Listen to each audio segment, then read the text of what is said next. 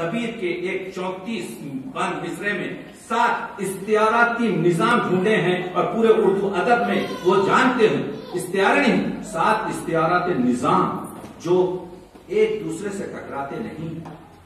وہ نظام کیا ہے؟ جیسے یہ نظام شمسی جس میں کئی سیارے اپنے محوروں پر گھوم رہے ہیں، اسی طریقے سے اس ایک چھوٹے سے مرثیے میں اس فقیر نے 7 نظام کو ڈھونڈے ہیں۔ وہ ہے جب پریشان ہوئی مولا کی جماعت رن میں۔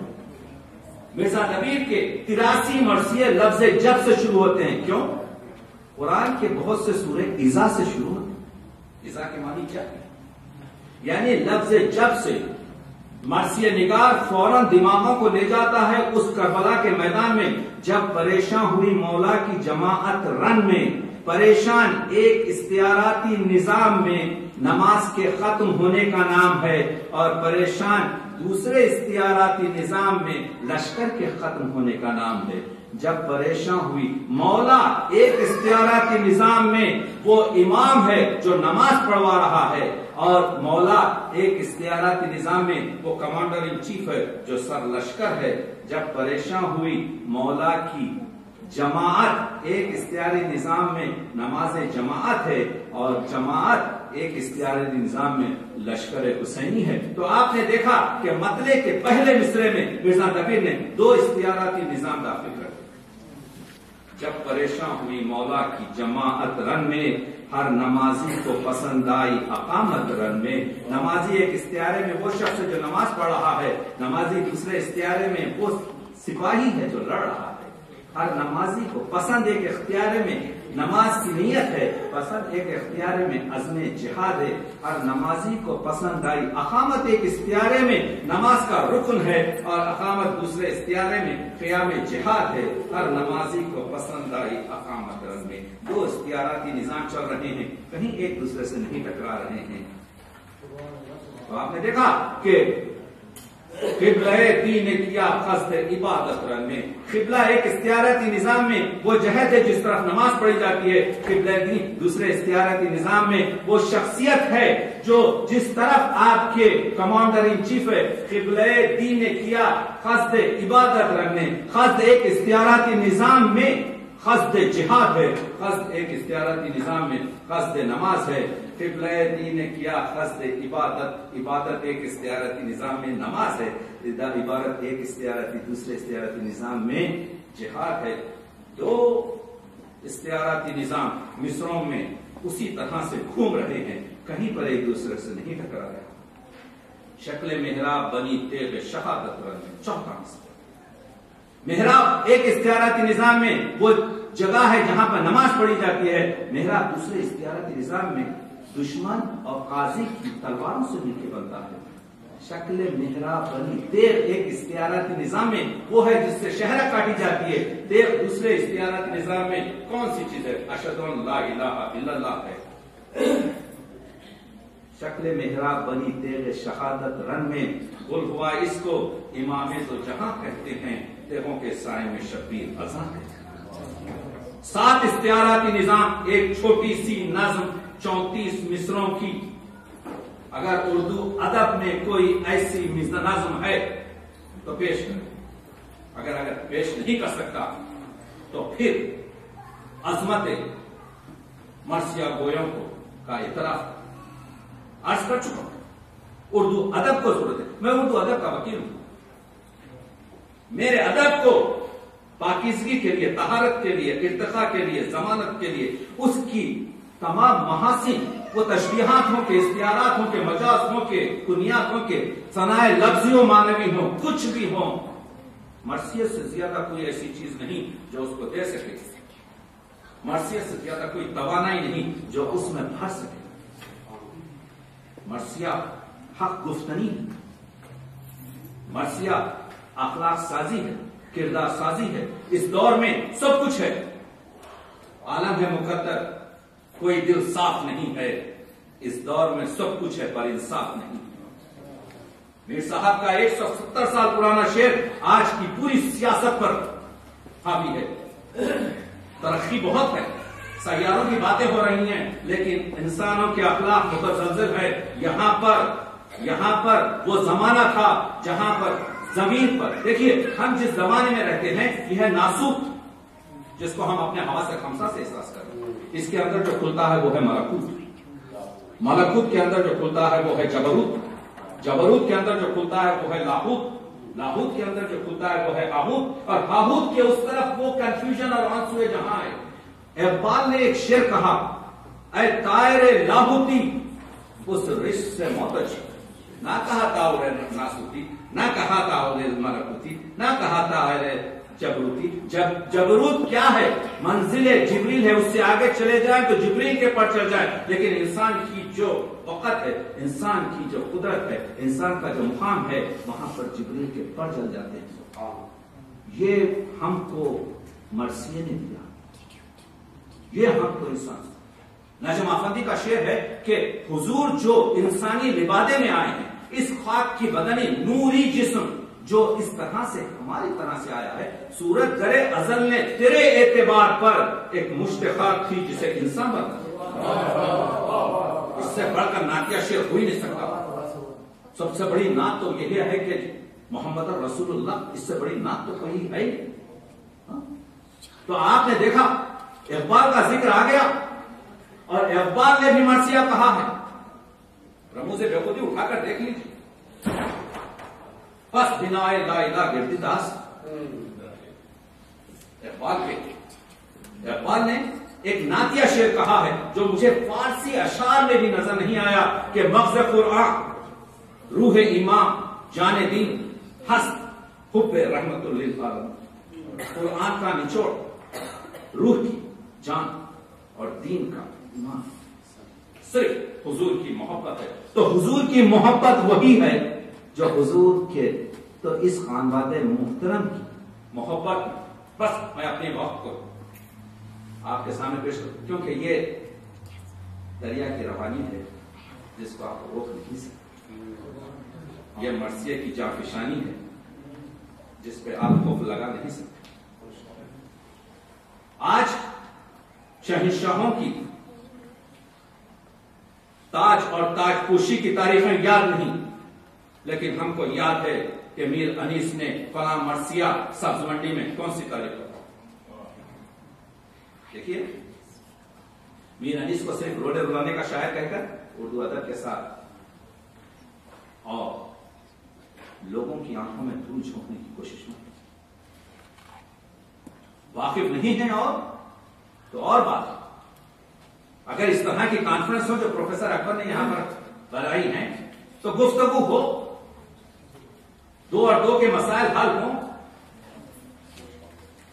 اگر ہو تو صحیح لوگوں کو لایا جائے، کانفرنسوں میں انہی لوگوں کو بلایا جائے جو علم بولے، جو مستند حوالے پیش کرے، جو صحیح وکالت کر سکے.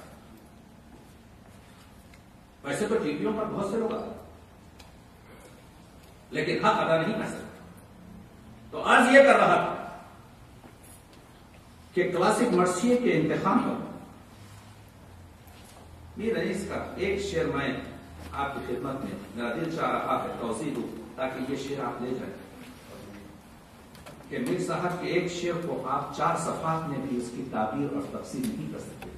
حضرت علی اکبر جو ہم شکل نبی، جن کو ہم شبیہ پیغمبر ہیں، جو رفتار میں، گفتار میں، سیرت میں، صورت میں، اخبار میں، کردار میں اپنے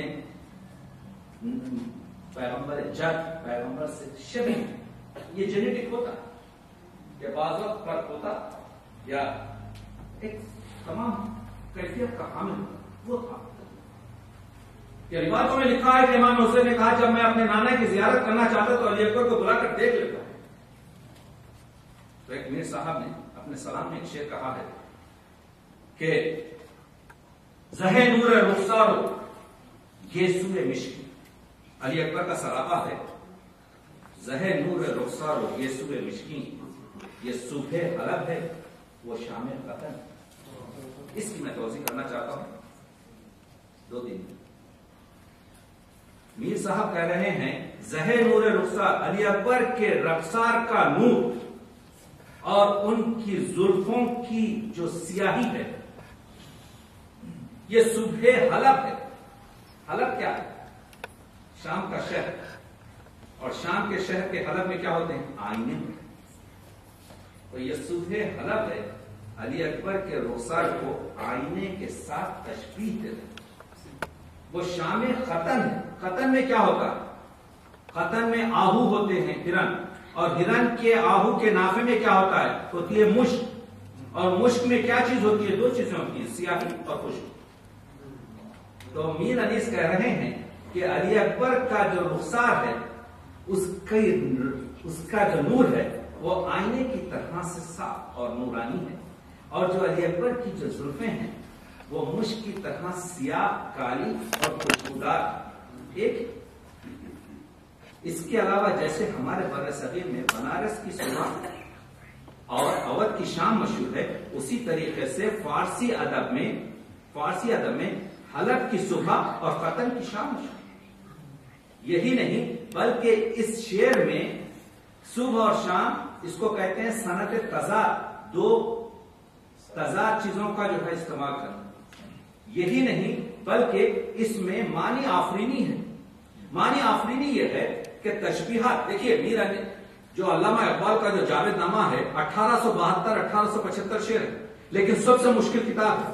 اس میں کیا ہوا ہے، جب شاعر اپنے قاری تک اپنے خیالات کو پہنچاتا ہے، اس کو کہتے ہیں ابلاغ اور ترسیل.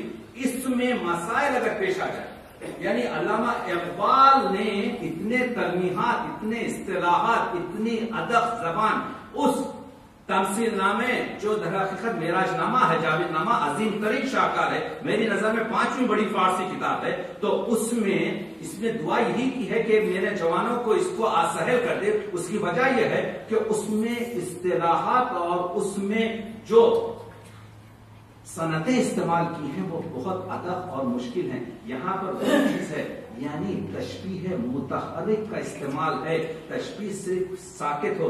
دیکھیے مصور ایک لمحے کی تصویر کھینچتا ہے، مگر شاعر ایک پورے لمحہ نہیں بلکہ ایک منظر جو جاری ہے اس کو الفاظوں میں بند کرتا ہے.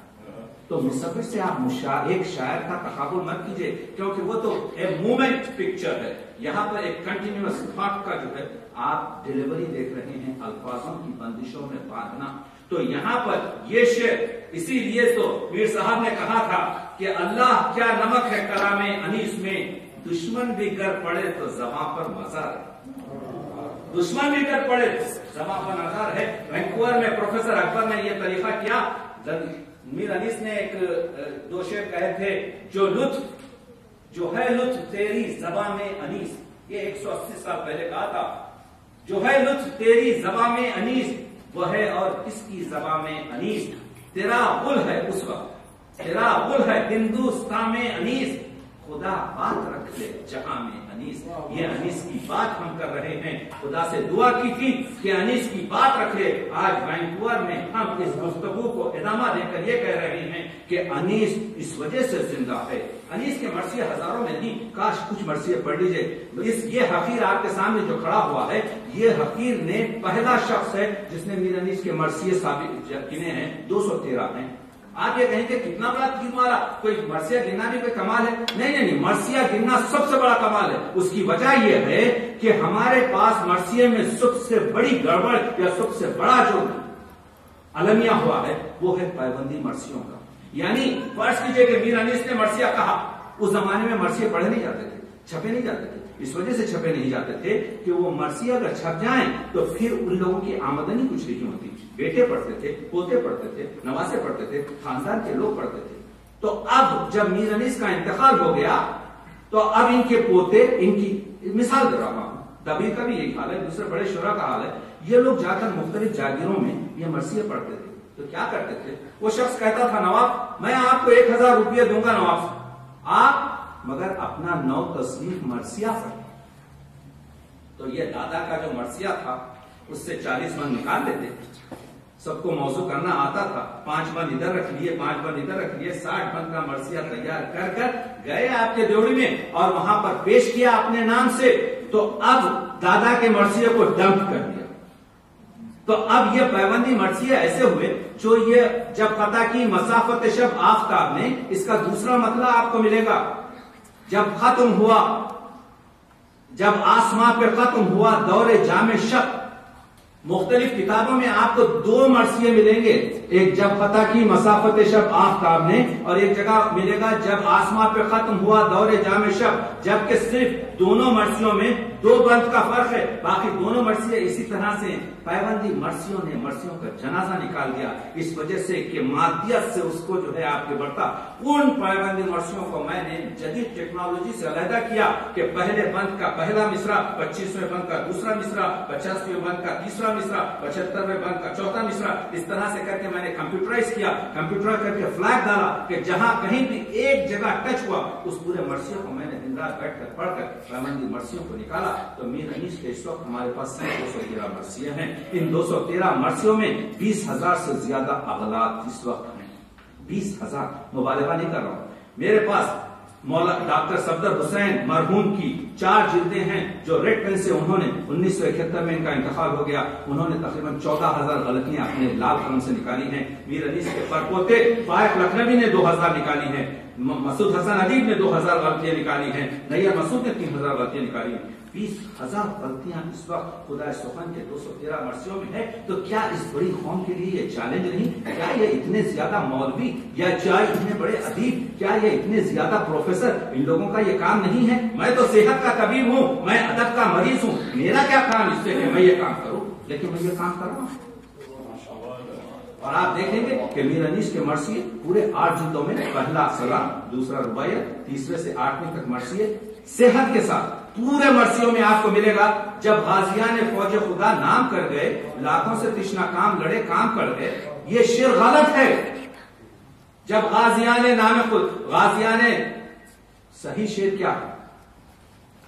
کیا غازیان فوج خدا کام کر گئے. چھپا ہوا شعر کیا ہے؟ جب غازیان فوج خدا نام کر گئے, لاکھوں سے تشنا کام لڑے کام کر گئے. پورے مرثیوں میں یہ چھپا ہے. صحیح شعر یہ ہے, کیا غازیان فوج خدا کام کر گئے, لاکھوں سے تشنا کام لڑے نام کر گئے. آپ نے دیکھا کہ لفظ کیا کی جگہ جب اور نام کی جگہ کام آنے سے اب شعر آسمان کی بلندی پر پہنچ گیا. رکھا حبیب ابن مظاہر نے ایک تیر, ایک تو لفظ بھرتی کا ہے. میر صاحب کہتے ہیں بھرتی کا لفظ تو میں رکھتا ہے, کمان میں تو ہمیشہ ایک تیر رکھا جاتا ہے. رکھا حبیب ابن مظاہر نے جھک کے تیر. تو آپ نے دیکھا مصرع کہاں سے کہاں پہنچ رہا ہے, بندش کہاں سے کہاں ہو رہی ہے. میر انیس نے کہا کہ بڑے شاعر نے جہاں جو لفظ رکھ دیا یعنی نگینا جڑ دیا, بس اسی کو اسی طرح سے رکھا جائے, اس سے ہٹ کر آپ کی جو ہے بات نہیں کی جائے. تو یہ ہے مرثیے کی استطاعت, یہ ہے مرثیے کی روح. سب سے بڑا خزانہ نعت کا مرثیہ ہے. دنیا نعت گیری میں ہم کوشش کر رہے ہیں. ادب مرثیہ ادب عالیہ میں کبھی کیا گیا, لیکن نعت ابھی تک ہماری پوری کوششوں کے باوجود اس وجہ سے ادب عالیہ میں نہیں آ سکی کہ ہم نے نعت کا سب سے بڑا ذخیرہ جو تھا مرثیہ, اس سے آپ کے جو ہے روح کناری کر ہر ٹیپ کا, ہر عالی شعر, ہر عظیم ترین مصرع حضور ختمی مرتبہ پر تمام ہوتا ہے.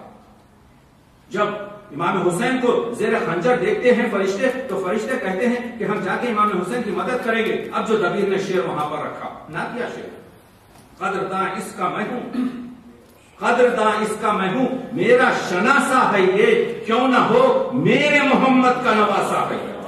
لفظ میرے محمد میں جو محبت ہے, میرے محبت میں جو حبیبیت ہے, میرے محبت میں جو عشق ہے, یہ ہے نعتیہ شعر. پورے 8 بندوں میں گرمی بیان کی امام حسین کی کہ پھن جاتا تھا جو گرتا تھا دانا زمین پر. وہ جب 8 بندوں میں عاشور کے دن کی گرمی بیان کی تو اب گریز جب کرتے ہیں تو نعتیہ شعر پر کہ اس دھوپ میں اکیلے کھڑے تھے شہ امم, نے دامن رسول تھا نہ سایہ قدم. نعت کی پوری قوت, نعت کی پوری داستان, نعت کی پوری تجلی, نعت کی پوری عظمت, نعت کی پورا عشق حقیقی جو آپ کو ملے گا وہ مرثیے کی صفحہ گردانی سے, مرثیہ خوانی سے, مرثیے کی محبت سے پڑھنے سے ملے گا. اور گفتگو تو تمام بعد میں, بہرحال میں نے کہا کہ کچھ آپ لوگوں کی خدمت میں پیش کر سکوں. یہ تو یوں سمجھیے کہ دریا کا زلال پانی ہے جس کو پورا تو کھینچا نہیں جا سکتا, لیکن کوشش یہ کی ہے کہ کچھ سینچا جائے تاکہ ہماری پیاس بجھ سکے. मैं कदे की राह से होकर निकल गया, वरना सफर हयात का काफी तवील था। शुक्रिया।